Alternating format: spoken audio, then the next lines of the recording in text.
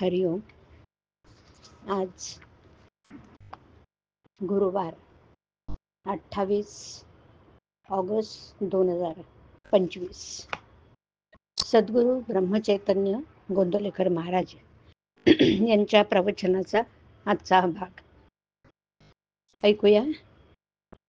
आनंदापासून दूर करते ती माया.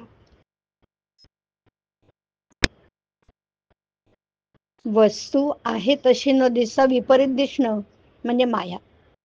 माया म्हणजे जी असल्याशिवाय राहत नाही, पण नसली तरी चालते. उदाहरणार्थ छाया. माया ही नाचणारी आहे, ती जगते आणि मरते. मला विषयापासून आनंद होतो, पण तो आनंद भंग पावणारा आहे. आनंदापासून मला जी दूर करते ती माया. आपल्याला विषयापासून शेवटी दुःखच येतं आणि हा आपला अनुभव आहे. माया आपल्याला विषयात लोटते, विषयांचं आमिष दाखवून चटकन निघून जाते. आहे त्या परिस्थितीत चैन पडून न देणे हे तर मूळ मायेचं लक्षण आहे. पैसा हे मायेचं अस्त्र आहे. मायेचे थोडक्यात वर्णन करायचं म्हणजे भगवंतापासून मला जी दूर करते ना ती माया. भगवंताची शक्ती जेव्हा त्याच्याच आड येते तेव्हा आपल्याला ती माया बनते आणि तिचं कौतुक जेव्हा आपल्याला वाटतं तेव्हा ती त्याची लीला बनते. एक भगवंत माझा आणि मी भगवंताचा असं म्हटलं म्हणजे मायेचे निरसन झालं. मायेचा अनर्थ माहीत असूनही तो आपण पत्करतो, याला काय करावं.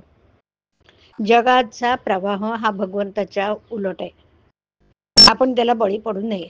जो प्रवाहाबरोबर जाऊ लागला तो खडकावर हापटेल, भोवऱ्यात सापडेल आणि कुठे वाहत जाईल याचा थांग पत्ता लागणार नाही. आपण प्रवाहात पडावं पण प्रवाहपतीत होऊ नये. आपण प्रवाहाच्या उलट पोहत जावे, यालाच अनुसंधान टिकवणं असं म्हणतात.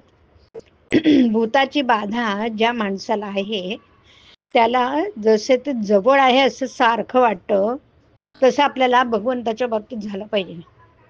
परंतु बाधा ही भीतीने होते. त्याच्या उलट भगवंत हा आधार आहे म्हणून आपल्या जवळ आहे असं वाटलं पाहिजे ना. मनात वाईट विचार येतात पण त्यांच्या मागे आपण जाऊ नये, मग वाईट संकल्प विकल्प येणार नाहीत. सर्वांना मी माझे असं म्हणतो, मात्र भगवंताला मी माझा असं म्हणत नाही. याला कारण म्हणजे माया. वकील हा लोकांचं भांडण माझे म्हणून भांडतो, पण त्याच्या परिणामाचे सुखदुःख मानित नाही.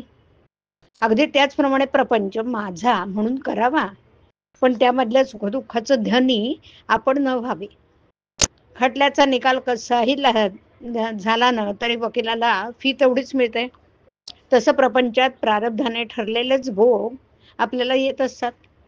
आपलं कर्तव्य म्हणून वकील जसा भांडतो त्याप्रमाणे कर्तव्य म्हणूनच आपण प्रामाणिकपणे प्रपंच करावा.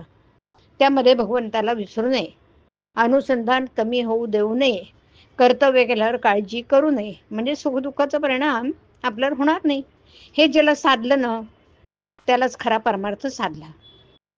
दुःखाचं मूळ कारण जगत सत्य मानले आपण. हरिओम. हरिओम तत्सत. हरिओम.